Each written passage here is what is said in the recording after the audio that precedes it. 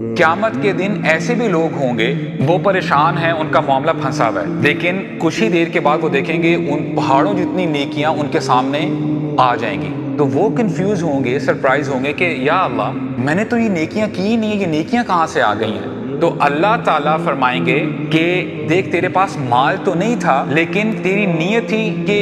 اے اللہ اگر تو مجھے مال دے دے تو میں ہاسپٹل بناؤں گا، میں آرفن سکول بناؤں گا، میں یہ کروں گا، میں وہ کروں گا۔ تیرے پاس مال نہیں تھا لیکن تیری خالص نیت کی وجہ سے جو حسنات ہیں، نیکی ہیں، تیرے اکاؤنٹ میں ڈال دی گئی۔ اور نیت اتنا بڑا رول پلے کرتی ہے۔ اللہ کے نبی فرماتے ہیں صلی اللہ علیہ وسلم، اگر بندے کی یہ نیت ہے کہ یا اللہ میں آپ کی راہ میں شہید ہونا چاہتا ہوں، میں شہید کی موت مرنا چاہتا ہوں، اللہ تعالیٰ اس کے اکاؤنٹ میں شہید کی موت لکھ دیں گے، چاہے وہ بندہ اپنے بستر پر مرتا ہے، لیکن آپ کی انٹینشن پیور ہونی چاہیے، خالص ہونی چاہیے۔